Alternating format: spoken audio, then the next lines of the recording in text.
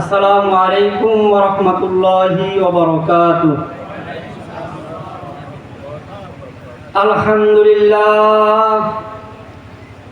আলহামদুলিল্লাহি ওয়া কাফা ওয়া সালামুন আলা ইবাদিহিল্লাযীনা ইসতাফা।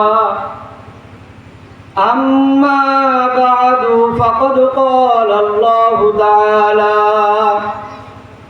في كلامه المجيد والفرقانه الحميد. أعوذ بالله من الشيطان الرجيم. بسم الله الرحمن الرحيم. وإذ قال ربك للملائكة إني جاعل في الأرض خليفة قالوا أتجعل فيها من يفسد فيها ويسفك الدماء ونحن نسبح بحمدك ونقدس لك قال إني أعلم ما لا تعلمون. وقال الله تعالى إن الله وملائكته يصلون على النبي يا أيها الذين آمنوا صلوا عليه وسلموا تسليما. اللهم صل على سيدنا ونبينا وشفيعنا وحبيبنا ومولانا محمد صلى الله عليه وعلى آله وأصحابه وبارك وسلم.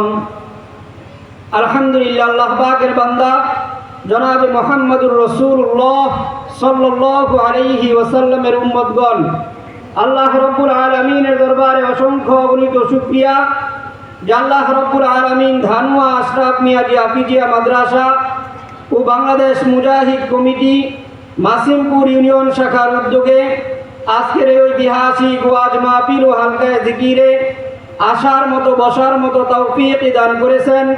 সে মহান রব্বে কারীমের দরবারে দিল থেকে কালিমাতুশ শুকর আদায় করে সকলেই জোরে সুরে পড়ে নেই আলহামদুলিল্লাহ।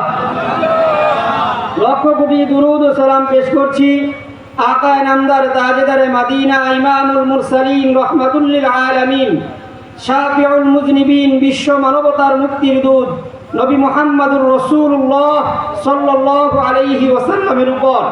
সম্মানিত ধর্মপ্রাণ মুসলমান ভাইয়েরা, আজকের আখিরি মুনাজাত শেষে আমাদেরকে গুরুত্বপূর্ণ নসিহত পেশ করবেন এদেশের লক্ষ কোটি মানুষের হৃদয়ের আধ্যাত্মিক এবং রাজনৈতিক নেতা নায়েবে আমিরুল মুজাহিদিন আলহাজ হযরত মাওলানা মুফতি সৈয়দ মোহাম্মদ ফয়জুল করিম সাহেবকে চরমনাই আল্লাহ রাব্বুল আলামিন হযরতকে সহি সালামতে আজকের এই মাহফিল পর্যন্ত আসার মতো এবং বয়ান করার মতো তৌফিক দান করুক, সকলে বলি আমিন।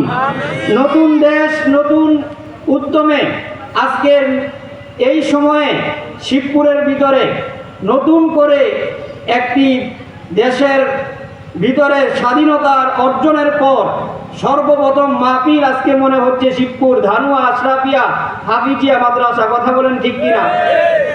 যেই জায়গায় আপনারা বসা আছেন এই জায়গার পাশে দেখেন লেখা শহীদ আসাদ। সেই শহীদ আসাদ তার কবরের উপরে লেখা 69-এর গণ অভ্যুত্থানের মহানায়ক। সেই 69-এর গণ অভ্যুত্থানের মহানায়ক শহীদ আসাদের বাড়িতে আজকে 2024-এর গণ অভ্যুত্থানের আরেক মহানায়ক সৈয়দ ফয়জুল করিমের আগমন। কথা বলেন ঠিক কিনা? আজকে বাংলাদেশের এমন একটা সময় ছিল কোরআন এবং হাদিসের সহি কথাগুলো, তাত্ত্বিক কথাগুলো, জিহাদের কথাগুলো, খেলাফতের কথাগুলো, ইসলামী সিয়াসতের কথাগুলো মানুষকে যখন হৃদয় ভরে শোনানো হইতো তখন এরকম মাইক টেনে নেওয়া হইতো। কথা বলেন ঠিক কিনা? আজকে ওয়াজের মঞ্চে মানুষদেরকে বক্তাদেরকে স্তব্ধ করার প্রবণতা ছিল। আজকে আলহামদুলিল্লাহ হৃদয় ভরে ওলামায়ে কেরাম এখন থেকে কথা বলবে। এদেশের আপামর জনসাধারণ মন খুলে সেই কোরআন এবং হাদিসের বাস্তব কথাগুলো হৃদয় ভরে কিনা? প্রিয় ভাইরা আমার, কোনো সংকোচ নাই, ভয় নাই, এর নাম পরিপূর্ণ স্বাধীনতা। কথা বলেন ঠিক কিনা? যেই জায়গায় ভয় থাকবে, গুম হওয়ার ভয়, নির্যাতনের ভয়, সেটা কোনো স্বাধীনতা হতে পারে না। আমি কথা বলবো, আমার হৃদয়ে যা আছে সত্য উচ্চারণ করব। এখানে আমি গুম হব, নির্যাতনের শিকার হব, মামলার শিকার হব, এমন কোন সমাজ ব্যবস্থা যদি থাকে, সেটা প্রকৃত স্বাধীনতা হতে পারে না। কথা বলেন ঠিক কিনা? প্রিয় ভাইরা আমার, অত্যন্ত সংক্ষিপ্ত সময় আমি আপনাদের সামনে বিজয় অর্জনের পর এই বাংলাদেশকে কিভাবে আবার সুসজ্জিত করা হবে, আল্লাহ রসুলের জীবনী থেকে, আল্লাহ রসুল সাল্লাল্লাহু আলাইহি ওয়াসাল্লাম যেই আইয়ামে জাহিলিয়াতে ভরভর এক যুগের ভিতরে তিনি পদার্পণ করেছিলেন, আগমন ঘটিয়েছিলেন, সেই সমাজ ব্যবস্থার মূলোৎপাটন করে একটি নববী আদর্শের ভিত্তিতে সোনালী এক সমাজ ব্যবস্থা আল্লাহ রসুল সাল্লাল্লাহু আলাইহি ওয়াসাল্লাম কিভাবে প্রতিষ্ঠিত করেছিলেন, তার সংক্ষিপ্ত কিছু কথা আমি আপনাদের সামনে আমার হৃদয়ের আকুতিগুলো আপনাদের সামনে পেশ করব। সেই আকুতির মধ্য দিয়ে যদি কোনো আবেদন থাকে, সেই আবেদন কি আমরা মানতে রাজি আছি না ইনশাআল্লাহ? সম্মানিত ভাইরা আমার, আপনাকে বুঝতে হবে 570 খ্রিস্টাব্দে আল্লাহ রাব্বুল আলামিন এমন এক সমাজ ব্যবস্থার মাধ্যমে আল্লাহ রসুলকে এই দুনিয়ায় আগমন ঘটিয়েছেন। তৎকালীন সময়কে বলা হতো আইয়ামে জাহিলিয়াত, বর্বর যুগ। পৃথিবীর কোন ঐতিহাসিক তার থেকে নিন্দনীয়, বর্বর, নিকৃষ্ট, ঘৃণিত কোন সমাজ ব্যবস্থা ইতিহাসের পাতায় লিপিবদ্ধ করতে পারে নাই। আপনার আমার রসুল যেই সমাজের ভিতরে আগমন ঘটিয়েছেন, সেই সমাজের তৎকালীন সময়ের আজ থেকে 1450 বছর পূর্বের তৎকালীন সময়ের চিত্রটা আমি সংক্ষিপ্তভাবে আপনাদের সামনে ফুটিয়ে তোলার চেষ্টা করছি। প্রিয় ভাইরা আমার, ওই সময় নারীদের অবস্থা এরকম ছিল, কোনো একজন যুবতী নারী যদি সুন্দরী, যদি কোনো নারী কারো ঘরে থাকতো, ওই বাবার সামনে থেকে ওই নারীকে আরবের বর্বর মানুষগুলো ছিনিয়ে নিয়ে বড় হারে দর্শন করার যেই প্রবণতা, সেই প্রবণতা আইয়ামে জাহিলিয়াতের সেই সমাজ ব্যবস্থার ভিতরে ছিল। কোনো বাবার কাছে যদি কর্ণকুহরে আওয়াজ পৌঁছত, তার বিবির গর্ভের ভিতরে সন্তান জন্ম নিয়েছে, কন্যা সন্তান, ওই বাবার চেহারা কুৎসিত হয়ে যেত, কালো হয়ে যাইত। ওই বাবা তার সন্তানকে নিজ হাতে মাটিতে পুঁতে ফেলার প্রবণতা সেই সমাজ ব্যবস্থার ভিতরে ছিল। ওই সময় নারীদের কোনো অধিকার ছিল না, ইয়েতিমদের কোনো অধিকার ছিল না, নির্যাতিত মানুষগুলো কোনো জায়গায় গিয়ে কথা বলার কোনো স্বাধীনতা ছিল না। ওই সময় মানুষ মানুষকে গোলাম বানিয়ে রাখত। ওই সময়ের সুদ, ঘুষ, ওই সময়ের বর্বর অবস্থাটা গোটা সমাজ ব্যবস্থাকে একটা অন্ধকারাচ্ছন্ন সমাজ ব্যবস্থায় পরিণত করেছিলেন। ওই সময়ের নারীদেরকে মানুষ 4 ভাবে বিবাহ করত। জুড়ে বলেন, কয়ভাবে? ওই সময় আপনি আমি এখন যেই বিবাহ পদ্ধতিতে একজন প্রাপ্তবয়স্ক পুরুষ একজন প্রাপ্তবয়স্কা নারীকে শরীয়ত সম্মত বিধি মোতাবেক বিবাহের বন্ধনের আবদ্ধের যেই প্রবণতা, এটা ইসলাম এই দুনিয়াতে আগমন ঘটিয়েছেন। তার পূর্বে নারীদের কোনো অধিকার ছিল না। নারীরা না পাইতো বাবার কাছ থেকে কোনো সম্পত্তির কোনো ভাগ, না পাইতো স্বামীর কাছ থেকে কোনো অধিকার। ওই সময়ের সমাজ ব্যবস্থার বিবাহের প্রবণতা ছিল, কতটা নিকৃষ্ট সমাজ ব্যবস্থা ছিল ইতিহাসের পাতায় লেখে। ওই সময়ের প্রথম পদ্ধতি বিবাহ পদ্ধতি ছিল, কোনো একজন বাবার ঘরে যদি কোনো একজন সুন্দরী মহিলা থাকতো, কন্যা সন্তান থাকতো, কেউ যদি তাকে পছন্দ করত, ওই বাবা যদি দুর্বল হইতো, কোনো বিবাহের প্রস্তাব দেওয়া লাগতো না। জোর করে ওই মেয়েকে বাবার সামনে থেকে এনে বিবাহ করে তার সাথে জৈবিক চাহিদা পূরণ করার প্রবণতা আইয়ামে জাহিলিয়াতে ছিল। জোরে বলেন নাউযুবিল্লাহ। 2 নম্বর ব্যবস্থা ছিল ইস্তিহবাব, ইস্তিজবাব। 2 নম্বর বিবাহের বন্ধনের ব্যবস্থা ওই সময় নারীদেরকে ব্যবহার করা হইতো। 8 জন, 10 জন, 15 জন যুবক মিলে একজন মেয়েকে পছন্দ করত, একজন মেয়েকে বিবাহ বন্ধনে আবদ্ধ করত। একজনের সাথে 8জন 10জন মিলে তার শারীরিক চাহিদা পূরণ করতে, বলেন নাউযুবিল্লাহ। ওই নারীর গর্ভে যখন সন্তান হইত, এই সন্তান এখন কার পরিচয় দেওয়ার কোনো ব্যবস্থা ছিল না। ওই নারী তখন বলে দিত এই সন্তান মনে হয় আপনার। ওই সন্তান পৃথিবীতে যে আগমন ঘটিয়েছে, যে পৃথিবীতে এসেছে, ওই সন্তানের পিতৃ পরিচয় হইতো ওই মহিলা যাকে পিতা হিসাবে স্বীকার করত, ওইটাই হয়তো ওই সময় এই জারজ সন্তানগুলোর পিতৃ পরিচয়, বলেন নাউযুবিল্লাহ। কয়টা গেছে? 2 নাম্বার। 3 নাম্বার ব্যবস্থা ছিল, কোন নারীদের ঘরের সামনে নিশানা টাঙানো থাকতো, পতাকা টাঙানো থাকতো। ওই নারীদের সাথে মক্কার বড় বড় মানুষগুলো যার ইচ্ছা সে এসে জিনায় লিপ্ত হইতো। জিনায় লিপ্ত হওয়ার পর এখন তার গর্ভের ভিতরে সন্তান আসছে, এই সন্তানের পরিচয় সে কিভাবে দিবে? সন্তানের পরিচয় দিত, এই সন্তানকে একটা গণকের কাছে নিয়ে যাওয়া হইতো। এই গণক বলে দিত এই সন্তানের বাবাকে। চিল্লায় বলেন নাউযুবিল্লাহ। 4th নাম্বার, লটারির মাধ্যমে,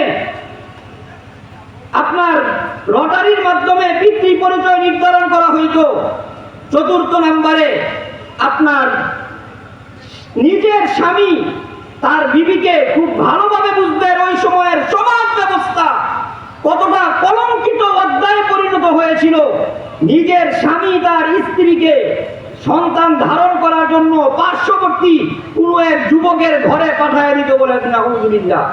ওই যুবক তার বিবির সাথে জিনায় লিপ্ত হইত। নিজের বিবির গর্ভে কোনো স্বামী সন্তান দিত না। নারীদেরকে, বউদেরকে, বিবিদেরকে এলাকার অন্যান্য যুবকদের কাছে প্রেরণ করা হইত, তাদের মাধ্যমে সন্তান নেওয়া হইত। তাদের ওই সময়ের পদ্ধতি ছিল, তাদের ধারণা ছিল নিজের ঔরজাত সন্তান হলে সন্তান দুর্বল হবে, আর এলাকার অন্য কোনো পুরুষের মাধ্যমে সন্তান যদি গর্ভে আছে সেই সন্তান হৃষ্টপুষ্ট হবে, শক্তিশালী হবে।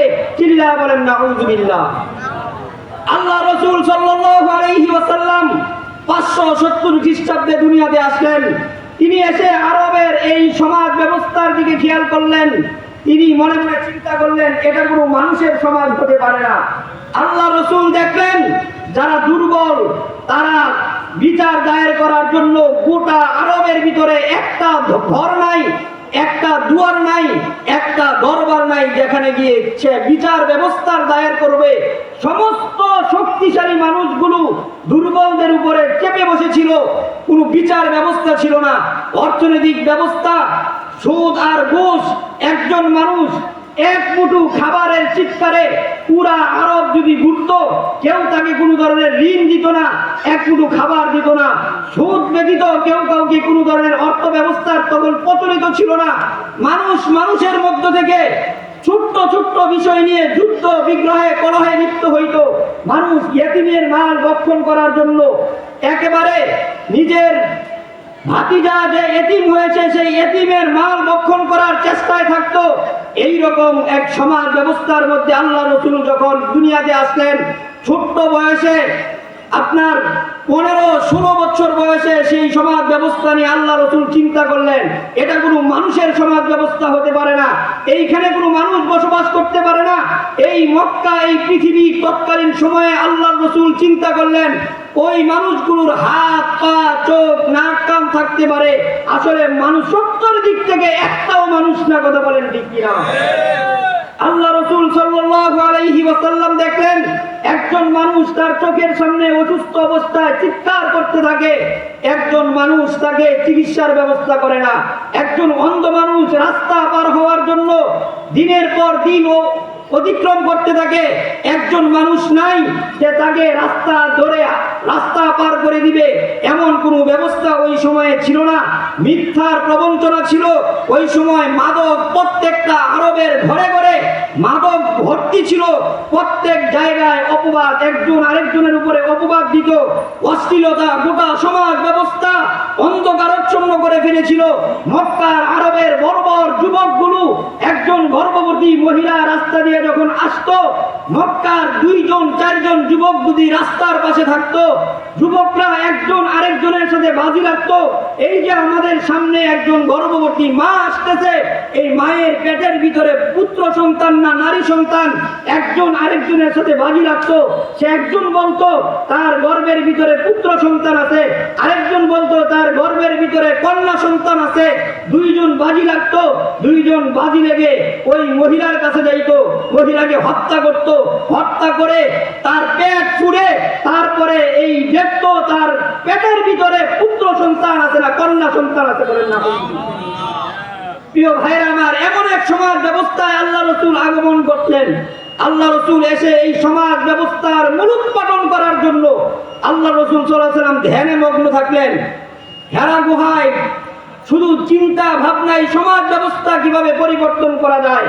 আল্লাহ রাব্বুল আলামিন, আল্লাহ রাসূলের বয়স যখন 40 বছর, সেই 40 বছর বয়সে আল্লাহ রাব্বুল আলামিন জিবরাইলের মাধ্যমে এই সমাজ ব্যবস্থার মূলোৎপাটন করার জন্য, ইসলামী সোনালী সমাজ পরিবর্তনের জন্য আল্লাহ রাব্বুল আলামিন প্রথম আওয়াজ দিলেন, ইকরা। জোরে বলেন কি? ইয়া রাসূলুল্লাহ, আপনি যদি এই সমাজ ব্যবস্থার মূলোৎপাটন করতে চান, আদর্শ প্রতিষ্ঠা করতে চান, আপনি যদি বর্বর মানুষগুলোকে আপনি যদি মানুষে রূপান্তরিত করতে চান, ইকরা, আপনি পড়তে থাকেন, আপনার উম্মতদেরকে পড়তে বলেন। যতক্ষণ পর্যন্ত পড়তে থাকবেন, এই পড়ার আলোয় গোটা দুনিয়া আলোকিত হয়ে যাবে, বলেন সুবহানাল্লাহ। আল্লাহ রাসূল ওহী নিয়ে আসলেন। আল্লাহ রাসূল সাল্লাল্লাহু আলাইহি ওয়াসাল্লাম হযরত আবু বকর সহ কিছু সংখ্যক মানুষকে ইসলামের দাওয়াত দিলেন। প্রিয় ভাইরা আমার, ও ধানুয়ার যুবক ভাইরা, হযরত আবু বকর সিদ্দিক 37 বছর বয়সে ইসলাম কবুল করেছেন।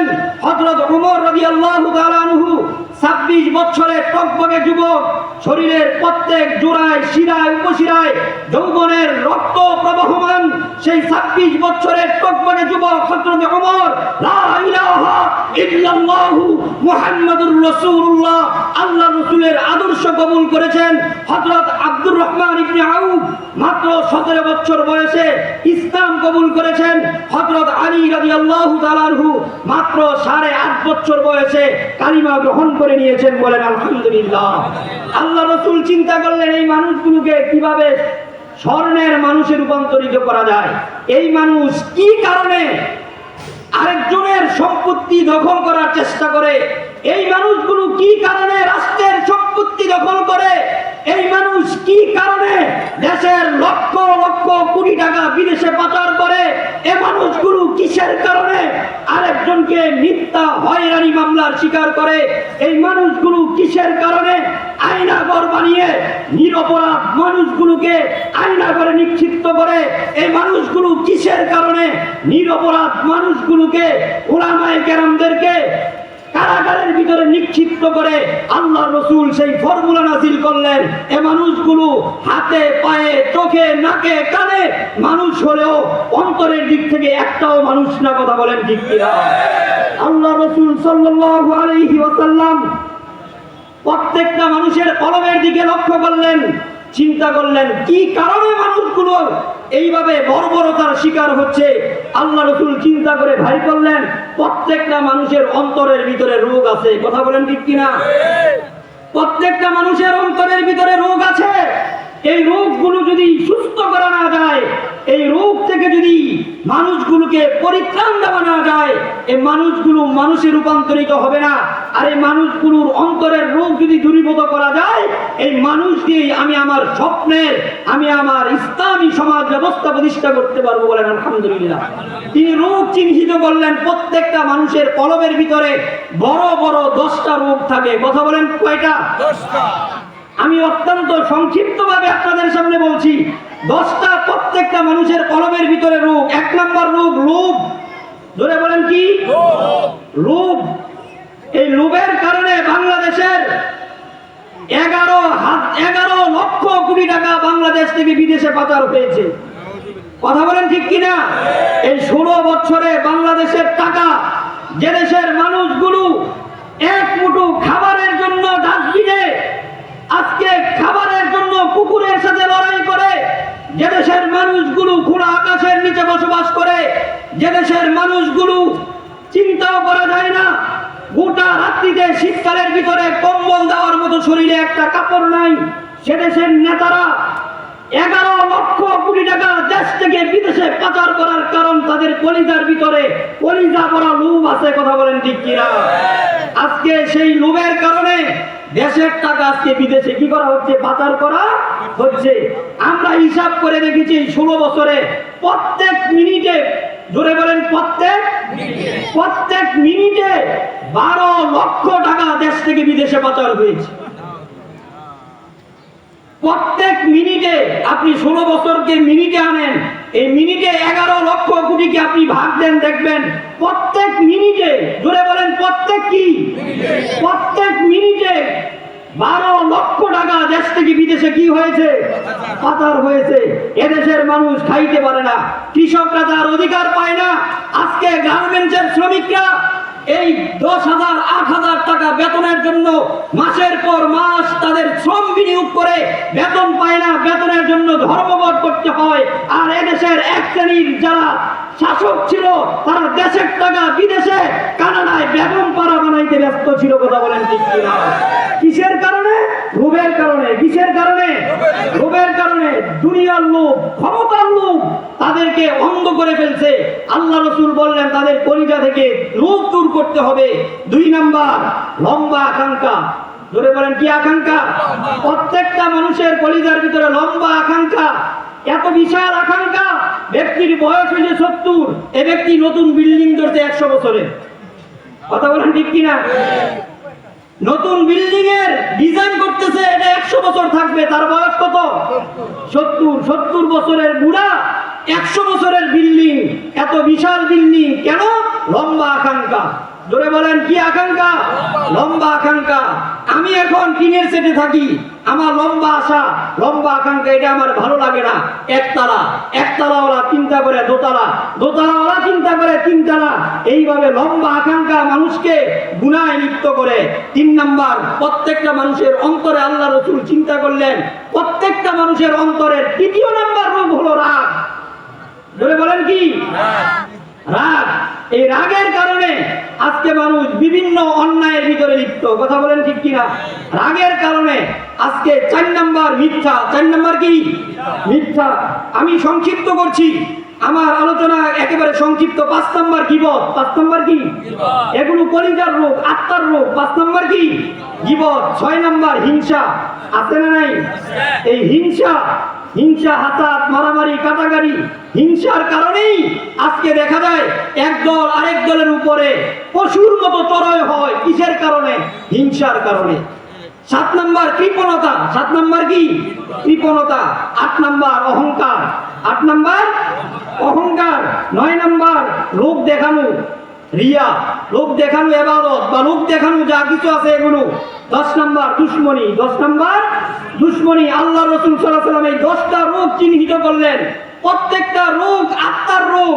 আল্লাহ রাসূল সাল্লাল্লাহু আলাইহি ওয়াসাল্লাম কদ আফলাহা মান যাক্কাহা, প্রত্যেকটা কলিজাকে হযরত আবু বকর, ওমর, উসমান, হযরত আলী রাদিয়াল্লাহু তাআলা আনহু সহ সমস্ত সাহাবায়ে কেরামের কলিজা থেকে 10টা রোগ চিহ্নিত করে প্রত্যেকটা কলিজাকে 10টা রোগ থেকে সুস্থতা দান করেছেন। বলেন সুবহানাল্লাহ।